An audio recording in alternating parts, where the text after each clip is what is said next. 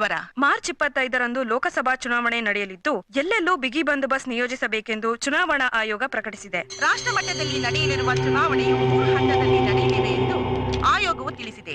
ಈ ವರ್ಷವೂ ಕೇಂದ್ರದಲ್ಲಿ ಅಧಿಕಾರದ ನಡೆಯಬೇಕಾದರೆ ದಕ್ಷಿಣ ಭಾರತದ ಆಂಧ್ರ, ತಮಿಳುನಾಡು, ಕೇರಳ, ಕರ್ನಾಟಕದ ಎಂಪಿಗಳ ಪಾತ್ರ ಬಹಳ ಮುಖ್ಯವಾದದ್ದು. ಎಲ್ಲರ ಕಣ್ಣು ಈಗ ಹೆಚ್ಚಾಗಿ ಕರ್ನಾಟಕದ ಮೇಲಿದೆ.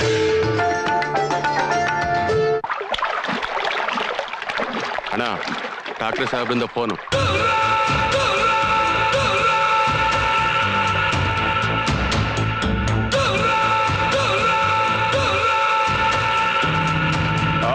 बेटी, मैं ठाकरे बात कर रहा हूँ.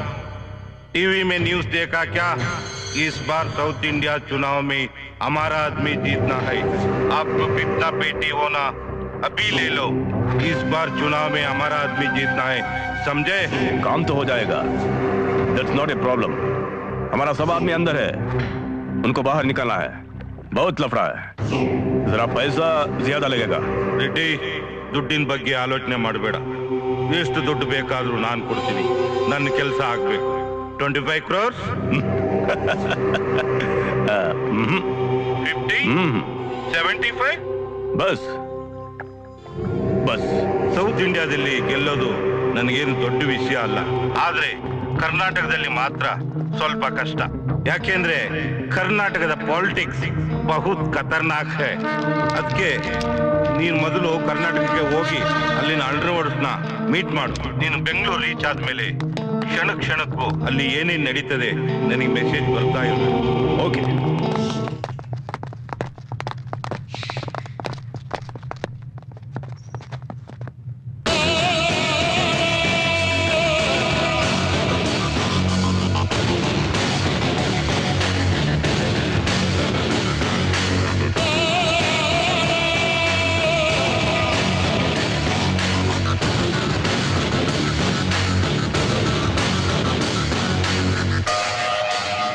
ನಮಸ್ತೆ ಭಯ್ಯ, ಅರ್ಜೆಂಟಾಗಿ ಮೀಟ್ ಮಾಡಬೇಕು ಅಂದ್ರಲ್ಲ, ಏನು ವಿಷಯ?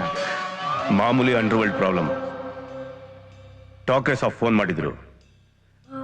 MP ಎಲೆಕ್ಷನ್ ಸ್ಟಾರ್ಟ್ ಆಯ್ತಲ್ಲ, ಅದಕ್ಕೆ ಈ ಸಾರಿನು ಸೌತ್ ಇಂಡಿಯಾದಲ್ಲೆಲ್ಲ ಅವ್ರ ಕಡೆ MP ಅವರೇ ಗೆಲ್ಬೇಕಂತೆ. ಅದಕ್ಕೆ ಈ ಕೆಲಸನ ಅವ್ರಿಗೆ ನನಗೆ ಹ್ಯಾಂಡ್ ಓವರ್ ಮಾಡಿದ್ದಾರೆ. ನಿಮಗಲ್ದೆ ಬೇರೆ ಯಾರಿಗೆ ಹ್ಯಾಂಡ್ ಓವರ್ ಮಾಡೋದು? ನೀವು ತಾನೇ ಸೌತ್ ಇಂಡಿಯಾ ಗ್ಯಾಂಗ್ಸ್ಟರ್.